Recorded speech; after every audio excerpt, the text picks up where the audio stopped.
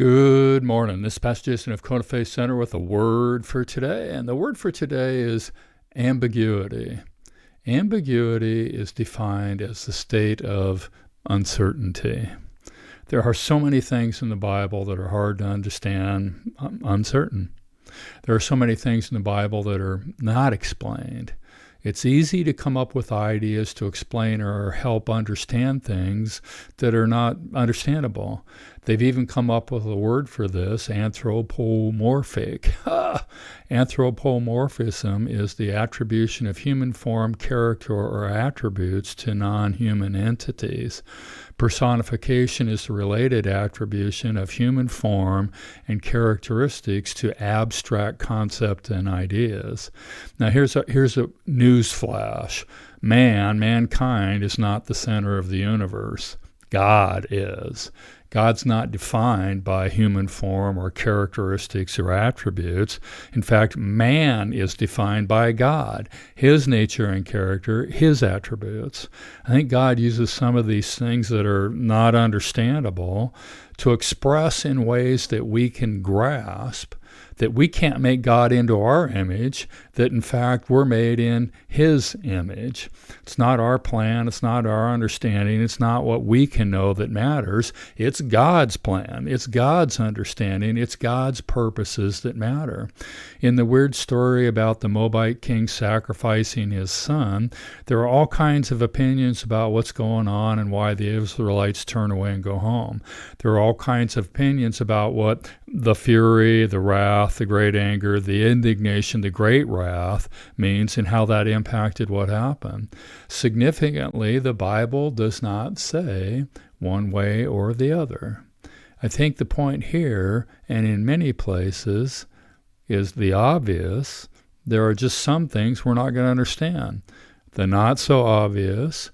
This is a call to trust God, trust in the character and nature of God, trust in God's goodness, trust in God's all-knowingness, trust in God's all-powerfulness, trust that God has a grand design, a great purpose, and trust that God knows what he's doing, especially when we don't. I actually think there's a much larger point in all of this. Not all dogs go to heaven. Jesus said that the way is narrow and few find it.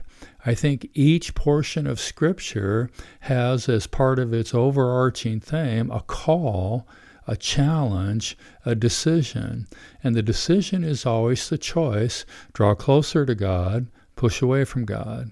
Now, this is simple, meaning that anybody can do it. Anybody can choose to draw closer to God. It's not easy, meaning that it will take diligent effort. Consistency. To embrace the ambiguity is one of the most difficult things for me, and yet this is the call for every Christian. We have to embrace the ambiguity. Now, I like to have some understanding of what we're doing, where we're going, how we're going to get there, when we're leaving, who's paying for it. It helps me to participate, and when I don't have that understanding or that picture, it has a tendency to paralyze me because I just don't know what to do.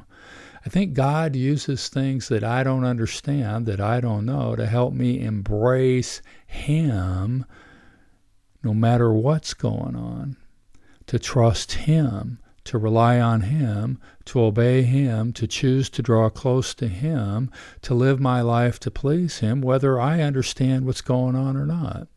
I also think God uses things that I don't understand to help me understand that he is God and I am not, that he's not limited to what I or any man can understand or do.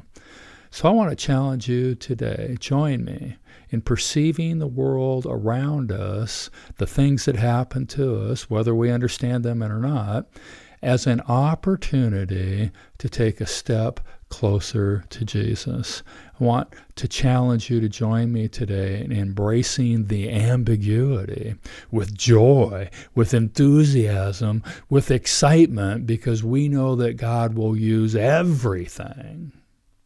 He works all things for our good. He will use everything to help us draw closer to him, the ultimate joy. The word for today is ambiguity. join me in embracing the ambiguity today. God bless. Check in tomorrow.